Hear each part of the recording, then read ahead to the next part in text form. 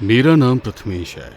मैं पेशे से एक राइटर हूँ। मैं एक हॉरर नॉवेल लिख रहा हूँ जिसके लिए मुझे एक अच्छे कॉन्सेप्ट की ज़रूरत है, और इसी खोज के चलते मैं आज रतोड़ी गांव में आया हूँ, जो दिखने में काफ़ी अच्छा है। और यहाँ पहुँचते ही मैंने एक अजीब दृश्य देखा। मैंने पाया कि यहाँ हर घर में 2 दरवाजे हैं, एक छोटा दरवाज़ा और एक बड़ा। मैं किसी से कुछ पूछता इससे पहले ही मेरे सामने नट्टू काका आ गए। बेटा, तुम ही लेखक बाबू हो ना, जिसके आने की खबर मुझे सरपंच साहब से मिली थी? हाँ अंकल, मैं ही वो लेखक हूँ। काका ने मेरा बैग उठाया और बोले, चलिए मैं आपको उस घर में ले चलता हूँ जहाँ आपके रुकने का इंतजाम किया है। अब मैं भी काका के साथ साथ चलने लगा था।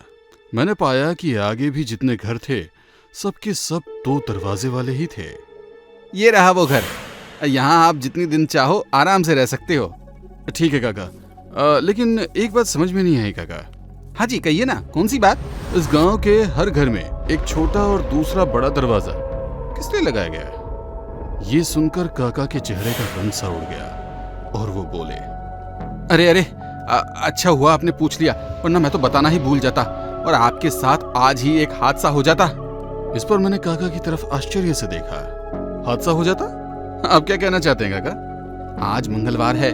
हमारा गांव पिछले 5 सालों से एक श्राप से जूझ रहा है, जिसके चलते हर मंगलवार को रात 9 बजे के आसपास गांव में काकुदा घूमता है। काकुदा? ये क्या चीज है? काकुदा एक बोने की आत्मा है। वो दिखने में बहुत ही भयानक है। वो हर मंगलवार की रात में इस गांव में घूमता है और हर घर के आगे से गुजरता है। जिस घर का छोटा दरवाजा खुला होता है उसके आगे से वो आराम से गुजर जाता है, लेकिन जिस घर का दरवाजा बंद होता है वो उस घर के अंदर घुसकर उस घर में रहने वाले एक मर्द को लात मारता है। उसकी लात खाने के बाद उस मर्द की कमर पर कुबड़ निकल जाता है और उस कुबड़ के निकलने के बाद 14 दिनों के अंदर उस आदमी की मौत हो जाती है।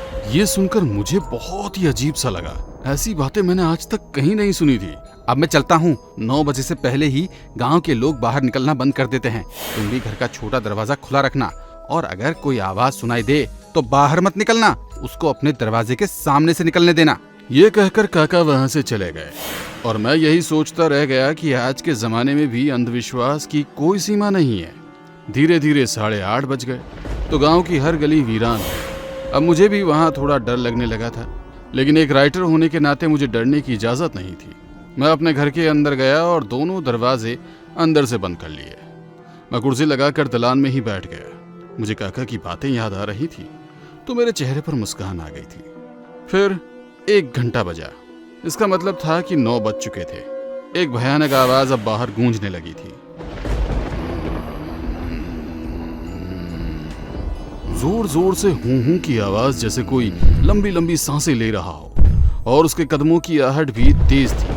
मुझे भी वो डरावनी लग रही थी, लेकिन मन में ये भी चल रहा था कि ये कोई इंसान ही हो सकता है जिसने गांव वालों पर अपना डर बनाने के लिए ये कहानी घड़ी है।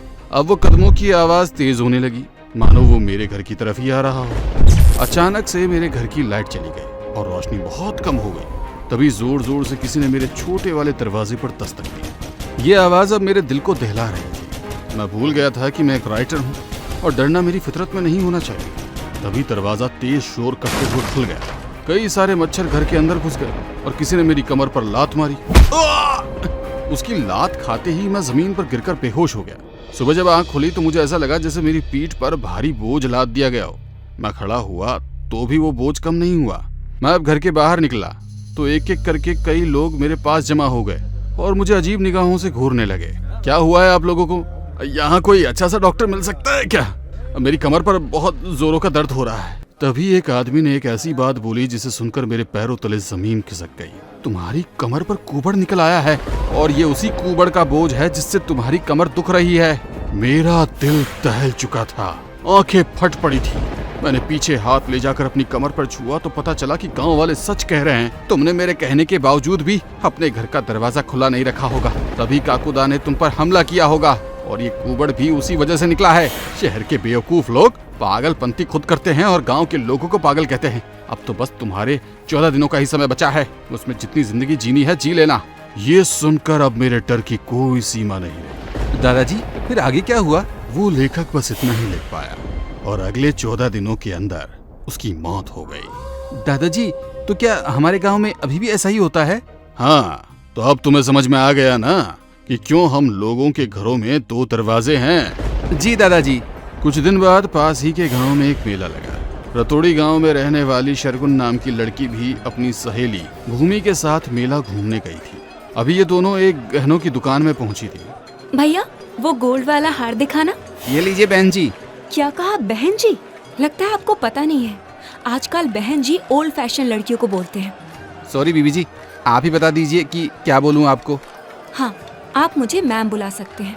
ये कहकर उसने अपनी सहेली की तरफ देखा और ये दोनों खिलखिलाकर हंस पड़ी। तभी एक लड़का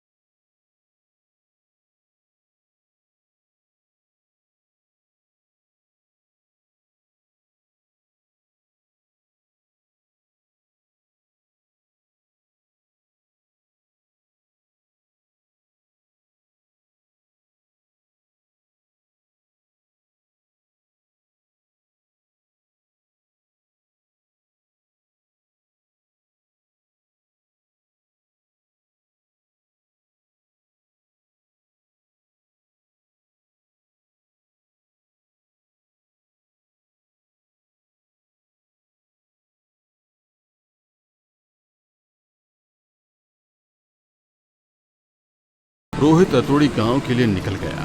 वो रतोड़ी गांव पहुंचा तो उसने भी वही बात को नोटिस किया। क्या बात है, इस गांव में तो हर घर में एक छोटा और एक दूसरा बड़ा दरवाजा है। लगता है बच्चों के निकलने के लिए अलग से दरवाजा लगवाया गया है। बेटा, कौन हो तुम और किसके घर जाना है तुम्हें? वो अंकल, एक्चुअली मैं एक अंडरकवर पुलिस ऑफिसर हूँ। मुझे खबर मिली है कि इस गांव में रात के वक्त जंगल में कुछ गैर कानूनी काम हो रहा है और मैं उसी की तफ्तीश के लिए आया हूँ। हमारे जंगल में गैर कानूनी काम, ये कैसे हो सकता है? अब ये खबर सच है या झूठ, यही जानने के लिए तो मुझे इस गांव में कुछ दिन के लिए रुकना पड़ेगा। क्या यहाँ कोई कमरा मुझे मिल सकता है? हाँ, एक घर है तो सही, लेकिन तुम एक पुलिस वाले हो तो उसके हिसाब से बहुत छोटा है बेटा। नहीं, मैं छोटे कमरे में भी एडजस्ट कर लूंगा। अब रोहित को भी काका उसी घर में ले गए जिसमें वो लेखक ठहरा था। रोहित ने अपना लगेज घर में रखा और फिर रात होने पर वो सबकी नजरों से बचकर शर्गुन के घर के बाहर पहुंचा। उसने देखा कि घर पर कई खिड़कियां हैं, तो उसने एक लेटर लिख दिया। उम्मीद है कि ये लेटर शर्गुन के हाथ ही लगेगा। उसने लेटर अंदर फेंक दिया। अरे, ये कागज किसने फेंका? शर्गुन ने वो लेटर उठाया और अपने कमरे में जाकर उसे खोला। मैं रोहित हूँ। अगर तुम मेरा लेटर पढ़ रही हो तो आज रात 9 बजे पीपल के पेड़ के पास आकर मुझसे मिलो। ये पढ़ते हुए शर्गुन के चेहरे पर खुशी छलक आई। रात 9 बजे जब वो पीपल के पेड़ के पास पहुंची तो रोहित ने उसे कसकर गले लगा लिया। अरे अरे अरे! शर्गुन, तुम्हारी बहुत याद आ रही थी यार। मैंने खुद को 2 दिन तक कैसे रोका ये मैं ही जानता हूँ। शर्गुन ने भी रोहित के साथ खूब बातें की और फिर वो अपने घर चली गई। रोहित अब जंगल के रास्ते अपने घर वापस जा रहा था। तभी उसे किसी के सांस लेने की आवाज आने लगी।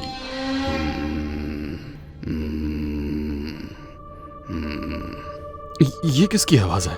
उसने देखा कि उससे कुछ ही दूरी पर एक बिजुका है और ये आवाज शायद वहीं से आ रही है। ये बस मेरा वहम है, ये आवाज जरूर किसी जानवर की है। ये कहकर रोहित वहां से आगे बढ़ गया। फिर उस बिजुका पर मच्छर मंडराने लगे और फिर से उसे वही आवाज आने लगी। अगले 3 दिनों तक ये दोनों ऐसे ही एक दूसरे से मिलते रहे और ये रात सोमवार की थी। सुनो, मैं कल तुमसे नहीं मिल पाऊंगी। कल? क्यों? कल तुमको देखने लड़के वाले आने वाले हैं क्या? मैं मजाक नहीं कर रही हूँ, मैं कल सच में नहीं आ पाऊंगी। लेकिन क्यों? हम तो रोजाना रात होने का इंतजार करते हैं ना। फिर तुम क्यों कल आने से मना कर रही हो? रोहित, तुमने एक बात नोटिस की है? हमारे गांव में हर घर में एक छोटा और एक बड़ा दरवाजा है। हाँ, नोटिस तो की है, लेकिन इसके बारे में सोचना ठीक नहीं समझा मैंने। इसीलिए तुम्हें उस श्राप के बारे में नहीं पता। लेकिन कौन सा श्राप यार? हमारे गांव में हर मंगलवार की रात ठीक 9 बजे ककूदा घूमता है। वो एक बौने की आत्मा है। उस रात गांव के सभी घर वालों को छोटा दरवाजा खुला रखना होता है। दरवाजा खुला रखना होता है? और वो क्यों? क्योंकि वो आत्मा उस इंसान को पसंद नहीं करती जो उसकी इज्जत नहीं करता। वो हर घर के सामने से गुजरता है और जब वो पाता है कि हमने उसके अंदर आने के लिए छोटा दरवाजा खोल रखा है तो वो उसे देख के आगे बढ़ जाता है। लेकिन अगर उसे वो दरवाजा खुला नहीं दिखता तो वो उस घर के अंदर घुस जाता है और उस घर के एक एक मर्द पे हमला करता है। उसके हमले के बाद आदमी की कमर पे कुबड़ निकल आता है और अगले 14 दिन के अंदर उसकी मौत हो जाती है। ये सुनकर रोहित कुछ देर तक चुप रहा और फिर ठहाका लगाकर हंस पड़ा। तुम गांव के लोग भी ना बहुत स्टूपिड होते हो यार, हद होती है बेवकूफी की। ये सुनकर शर्गुन उठ खड़ी हुई। हमारे गांव के लोग पागल हैं, तो तुम मेरे पीछे यहाँ आए ही क्यों हो? जाओ किसी शहर की लड़की से प्यार करो। अरे यार, मैं तो बस मजाक कर रहा था। उसके इतना कहने के बाद भी शर्गुन का गुस्सा दूर नहीं हुआ और वो वहां से चली गई। अगली रात जब 8 बज चुके थे तो रोहित शर्गुन के घर के बाहर जाकर खड़ा हो गया, लेकिन जब भी वो बाहर नहीं आई तो वो अपने घर वापस आ गया। ये समय 8:45 बजे का था। उसने खट से दरवाजा बंद किया और चारपाई पर लेट गया। आज का दिन तो बहुत ही बुरा गुजरा। शर्गुन से मिल ही नहीं पाया और ये भी नहीं पता कि कल उसका गुस्सा शांत होगा या नहीं। उसने लाइट बंद की और आंखें बंद करके लेट गया। ठीक 9 बजे उसे वही सांस लेने की आवाज आने लगी और उसकी आंख खुल गई। ये क्या, कोई जानवर है क्या? वो उठा और दरवाजे की तरफ बढ़ने लगा। तभी जोरों की दस्तक हुई और उसका दिल दहल उठा। कौन है बाहर? सांसों की और दरवाजे की आवाज अब बहुत तेज हो गई थी। अचानक दरवाजा धड़ाम से खुल गया और रोहित ने अपने सामने काकुदा को खड़ा पाया। वो एक बोना था जिसका चेहरा बहुत भयानक था। उसे देखकर अब रोहित की सारी मस्ती और मजाक खत्म हो गया। वो जैसे ही रोहित की तरफ बढ़ा, रोहित पलटकर कमरे की तरफ भागा। बचाओ! तभी काकुदा ने रोहित की पीठ पर लात मारी और वो धड़ाम से जमीन पर गिर गया। तभी एक जोरदार चीख रोहित के घर के बाहर तक गूंज गई और सब कुछ शांत हो गया। सुबह जब रोहित की आंख खुली तो वो सही सलामत था। शुक्र है भगवान का। वो खड़ा हुआ तो उसे अपनी पीठ पर एक बोझ महसूस हुआ। कितनी जोर से लात मारी थी, अभी तक दर्द नहीं जा रहा है। ये कहते हुए रोहित अपने हाथ को पीछे अपनी कमर पर ले गया। फिर जैसे ही उसे ये महसूस हुआ कि उसकी कमर पर कुबड़ निकल आया है, उसकी दिल की धड़कन रुक सी गई। चेहरे पर खौफ उभर आया और माथे पर पसीना थनक गया। उस कुबड़ के निकलने के 14 दिन के अंदर उस आदमी की मौत हो जाती है। क्या रोहित भी अब 14 दिनों के अंदर मर जाएगा? क्या इस काकुदा के रहस्य से पर्दा उठ पाएगा? रोहित और शर्गुन की प्रेम कहानी का अब क्या होगा? इन सभी सवालों को जानने के लिए देखिए इस कहानी का दूसरा पार्ट जल्द ही।